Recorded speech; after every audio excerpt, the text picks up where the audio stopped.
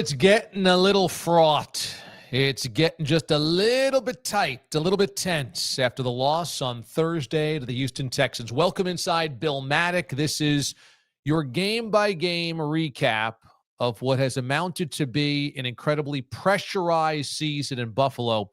I decided to chronicle this season before the year began because final season in the old stadium and Super Bowl or failure. One of the rare teams in today's NFL where if they don't win a Super Bowl or at least make the Super Bowl, it's a complete and utter failure. And they don't have rings like the Chiefs or the Eagles of recent vintage so that you could say, well, at least we have that. So this has amounted to be one of the most scrutinized, pressurized seasons in recent NFL memory, and the Bills are not responding well. We have a little feel, a little vibe of the 90s around here because what says Bills more than Zubaz, the 90s, and, good old-fashioned old-school light beer as you sit in a hot tub in a parking lot. But the 90s resiliency of the Bills does not feel anywhere close to what this team could or should have. And so let's break down the loss against the Houston Texans. Big picture is this. If it's not one thing, it's another. And that's the real problem with the 2025 Buffalo Bills. And I wish I could sit here and be optimistic. And I wish I could sit here and say you can still believe, because that's why I've been chronicling this season. I really did believe before the season that this would end in a Super Bowl.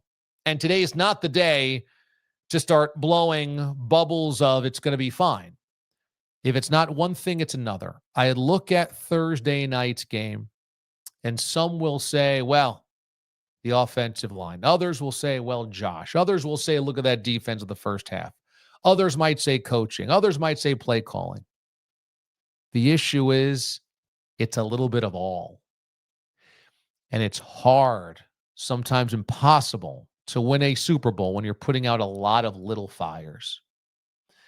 You can potentially get through with one big fire that you can depress or put out or extinguish during your playoff run. There has been flawed teams that have won a Super Bowl before, and they got hot at the right time. It's much harder to put out a bunch of little fires, and that's where we have to begin with this game against the Texans. Obviously, 8 sacks, 12 knockdowns of Josh Allen feels like an offensive line problem. And this week, when the offensive line ends up meeting and watching film, they're going to say, we have to be better. It's going to be one of the most embarrassing game films they put on in recent memory. So that's an issue. The usually pretty sturdy offensive line got absolutely owned. But it's also going to be on Josh. And you look at those 8 sacks, and Josh Allen, in maybe one of the 8, did not have a chance to throw it away and live to see another day. But 6 or 7 of those sacks come from Josh getting the snap. The pocket does immediately start to crumble, but instead of chucking it away or throwing it into the dirt or just taking it and running with it, he dances and waits and tries to play a little Superman ball to wriggle out of that pressure, and it goes nowhere. In 7 of those 8 sacks, look back, you will see him not throw away the ball when he had a chance to do it. Now, it can lead to the Tyrell Shavers touchdown of last week against the Buccaneers, where scramble drill, and there he finds a streaking receiver open down in the end zone. So it certainly worked out before for him to do so. But part of this has to be on Josh Allen. And on the 4th down that ends the game, Dawson Knox is open on the far sideline. And he does not throw it there. He throws off his back foot into coverage, intercepted, game over. So there's 2 parts of this. Now, you also want to blame Joe Brady for play calling, predictability. Texans weren't kept on their heels, better way to utilize the run game with the pass, and they were sitting ducks. Hey, you're allowed to do that as well. That's a 3rd piece of this puzzle. Keon Coleman suspended for the 2nd game in a row. That's a 4th piece of the puzzle. Concerns about the wide receivers and whether they can get separation against good secondaries. That's another piece of the puzzle. The point is, you can look at that offense, and it's not one thing. And then you look at the defense and look at the points they gave up to Davis Mills and look at the first half against Davis Mills. And the fact of the matter is that defense did bow up in the second half, but in the first half, they kept finding themselves, down on the scoreboard. And after the kick return for the touchdown, they immediately allow the Texans to go down the field and score to take the lead back, which was a lot like the game against the Buccaneers, where every time it seemed like the Bills had gained control, the defense kind of let up an answer of a drive after that.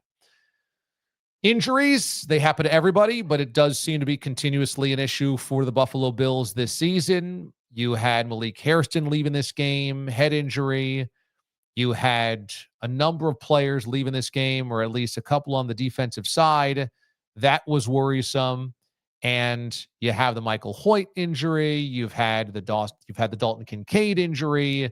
You've had just a number of players, the Palmer injury, the list goes on and on. So that's a little bad luck, but it is also part of this, a bunch of little fires. And then you have the Sean McDermott part, where I don't know if this team is still responding to him. I don't know if he's upset about the roster not being fortified at the trade deadline.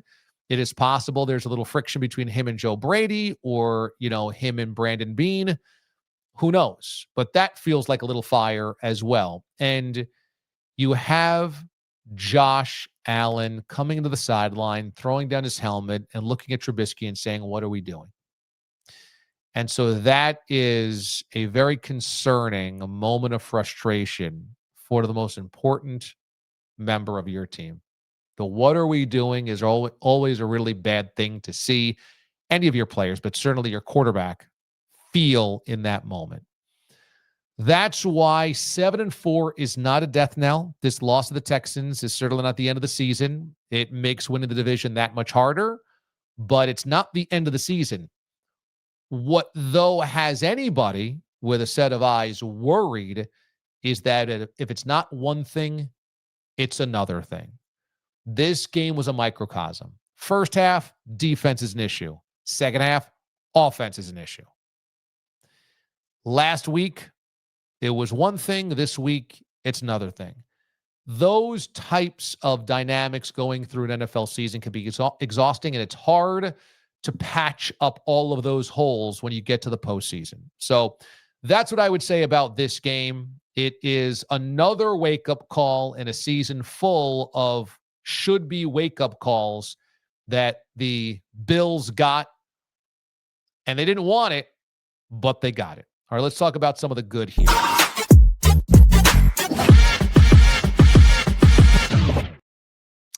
I think that, when James Cook is running the football well, and when the offense has some time, Josh still can look brilliant. And that was on display against the Buccaneers. In this game, it might just have been you ran into one of the great defenses of the NFL, and nobody would look good with that type of pressure, and that had less to do about the inefficiencies of the Bills and more about just how great the Texans were. So I will stop short of saying the Bills offense has a problem based on this game, because we saw it perform really well against the Bucs for the most part, and really well against the Chiefs for the most part, and really well against the Ravens for the most part. And those are playoff caliber teams. The kickoff return by Davis for the touchdown is huge. And this is a number of games now this season where we saw special teams from a kick return standpoint really help out the Bills from a field position standpoint. So that's a good thing. And I did think, again, you saw Cole Bishop fly around the field and make big plays, and that's now become part of the norm of the defense. Bishop has just been really, really good in playmaking and impact making for, a month and a half now. So that's all pretty good. But by and large, very few things you can really point to and say that's a good thing after how frustrating this game was. In terms of the hard knock life that the Bills are leading right now and are living, I think what you really wonder about is if this team has to go on the road 3 times in the playoffs, can they put together 3 really good performances?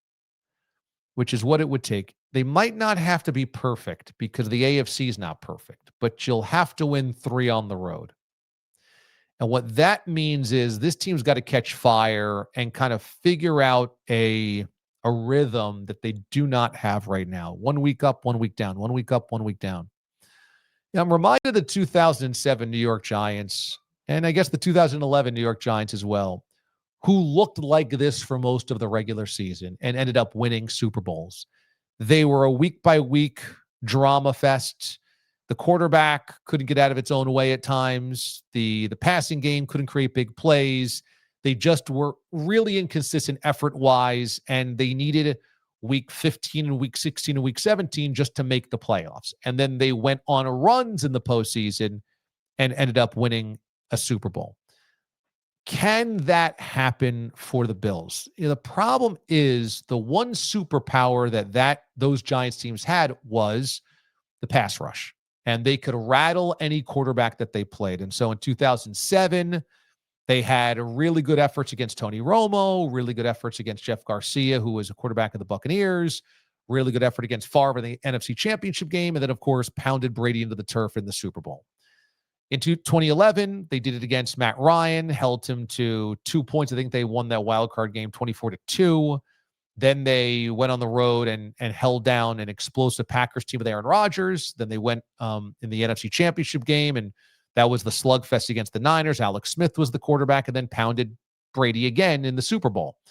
You could end up winning on the heels of one great strength. I don't see a great strength for the Bills unless it's Josh playing alien Josh Allen football. And we really haven't seen that this year. We haven't seen it even against the Buccaneers. He had a couple of turnovers. So we really haven't seen that. If Josh becomes Superman Josh, that would be the superpower. But, you're going to have to do it 3 straight weeks. And as the division starts to float farther away, it makes you wonder, can this team go on the road where they've had all of their issues this year, right? They have lost at Atlanta. They have lost at Miami. They have lost at Houston. Can they go on the road and win 3 straight weeks? It's hard to imagine, but you never say never, only because of the other part of this. And that is that when it comes to this team, or I should say this AFC playoff picture, there are no unbeatables. If you're going to honor the Buffalo, which is what we do every single week, and that is looking for maybe the mystical to come and touch the Bills this season, the mystical is this AFC playoff picture. If there was ever a year that you could always believe, it's this year. The Colts can really run the football. The Broncos play great defense. The Texans play great defense. The Patriots have an ascending quarterback and a smart head coach. Go down the list. The Chargers have a championship pedigree head coach and a really good QB. Every team has something good, but all these teams are flawed as well. There is no team. You can really jumble up this box and say, this matchup is this week. Okay, who's going to win? And because of that, the Bills will have a chance as long as they get into the tournament. Every single week, you can give them a chance. Because would you say the Bills can't beat the Broncos, can't beat the Colts, can't beat the Steelers, can't beat the Ravens, can't beat the Jaguars, can't beat the Chargers? You wouldn't say that about anybody. The issue is that they're blowing a perfect opportunity to finally get to a Super Bowl when the Chiefs are down and the AFC is wide open. They're blowing it, but they haven't blown it yet. It's not past tense. It's present tense. And so if you are the Buffalo Bills right now, you've just got to get in, and you got to get some of this ironed out so that at least you play consistent football. As long as effort is consistent, your strengths are still your strengths, and you kind of know what you're going to get on a week-to-week basis, you can survive. But what I think is the maddening part of this is you just don't know what version you're going to get each and every week when you get the Bills. 1 week up, 1 week down. 1 week up, 1 week way down. 1 week way up, 1 week down. And that's what we saw in this one as well. And want to thank, as always, our sponsor, Sandbaggers. We love Sandbaggers. They are amazing. They are a sports bar and golf simulator in the Hamburg area. They're tremendous. And we had our watch party there a couple of weeks ago. Absolutely phenomenal people over there. And Steve is always going to hook you up. He's been great to me, great to us. We had our watch party. It was so much fun. And so thanks to the good people over at Sandbaggers. Go there to watch all Bills games, and we appreciate them being our sponsor here on Bill Matic. Also, if you'd like to become a partner with Bill Matic, here's a couple of ways you can email me at either my SiriusXM address or the Gmail address, or you can DM me on Instagram or Twitter, and I get all those messages there as well. So become a partner here on the Bill Matic podcast, or anything that we do here on the YouTube channel. Become a partner, and we will absolutely love to talk to you to make sure your product or your business gets seen and heard. All right, that's going to do it for us here on this episode of Bill Matic. Another shake it off and go, oh boy, what are you going to get week to week with the Buffalo Bills? But I guess that makes it interesting around these parts. You can always watch me here on the YouTube channel. We got football content every single week, so make sure you are subscribed. Also, you can always listen to me on SiriusXM Channel 82, Mad Dog Sports Radio, weekday mornings. And on Sunday mornings, I preview each and every NFL game. My friend Robert Turbin, former NFL running back and Super Bowl champion with the Seattle Seahawks, on NFL Game Day, Tailgate, on NFL Radio Channel 88 Sunday mornings. All right, that's going to do it for us here on Bill Matic. We'll talk to you next time, everybody. Keep the faith. Keep the faith.